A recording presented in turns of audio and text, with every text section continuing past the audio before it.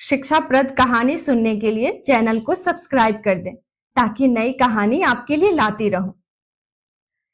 एक बार एक हंस और हंसनी हरिद्वार के सुरमय वातावरण से भटकते हुए उजड़े वीरान और रेगिस्तान के इलाके में आ गए।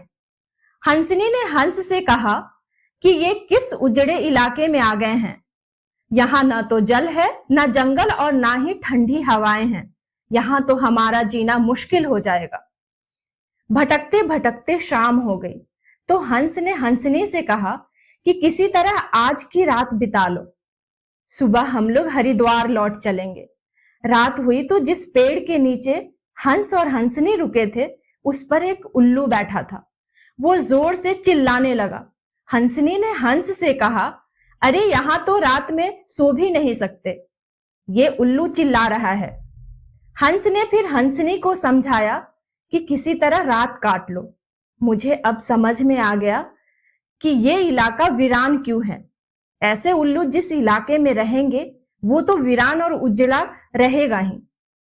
पेड़ पर बैठा उल्लू दोनों की बातें सुन रहा था। सुबह हुई, उल्लू नीचे आया और उसने कहा कि हंस भाई, मेरी वजह से आपको रात में तकलीफ हुई, मुझे माफ कर दो। हंस ने कहा, कोई बात नहीं भैया, आपका धन्यवाद। ये कहकर जैसे ही हंस अपनी हंसनी को लेकर आगे बढ़ा, पीछे से उल्लू चिल्लाया, अरे हंस, मेरी पत्नी को लेकर कहां जा रहे हो? हंस चौंका। उसने कहा, आपकी पत्नी? अरे भाई, ये हंसनी है, हंसनी मेरी पत्नी है, मेरे साथ आई है तो मेरे साथ ही जाएगी ना। उल्लू ने कहा, खामोश, ये मेरी पत्नी है। दोनों के बीच विवाद बढ़ गया। पूरे इलाके के लोग एकत्र हो गए। कई गांवों की जनता बैठी, पंचायत बुलाई गई, पंच लोग भी आ गए और बोले, भाई किस बात का विवाद है? लोगों ने बताया कि उल्लू कह रहा है कि हंसनी उसकी पत्नी है और हंस कह रहा है कि हंसनी उसकी पत्नी है। लंबी बैठक और पंचायत के बाद पंच लोग किनारे हो गए और कहा कि भाई, बात तो ये सही है कि हंसनी हंस की ही पत्नी है, लेकिन ये हंस और हंसनी तो अभी थोड़ी देर में इस गांव से चले जाएंगे। हमारे बीच में तो उल्लू को ही रहना है, इसलिए फैसला उल्लू के ही हक में ही सुनाना चाहिए।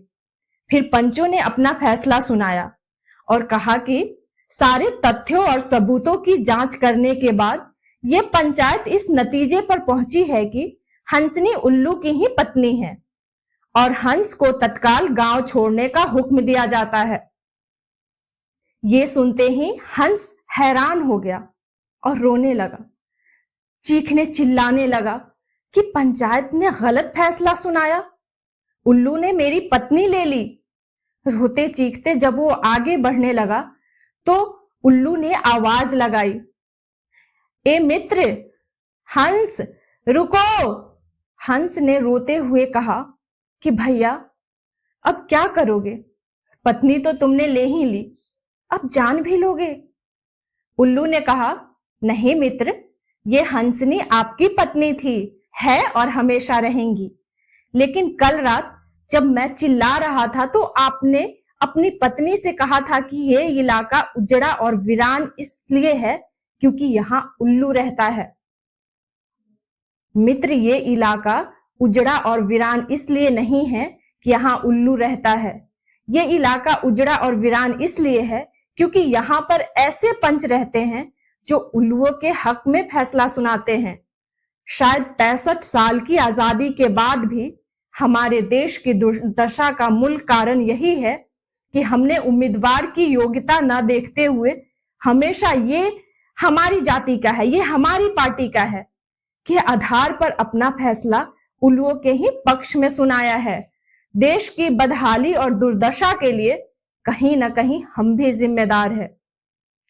अगर ये कहानी आपको अच्छी लगी हो तो लाइक एवं सब्सक्राइब करें और इस कहानी से क्या शिक्षा मिली कमेंट में जरूर लिखें। सुनने के लिए धन्यवाद।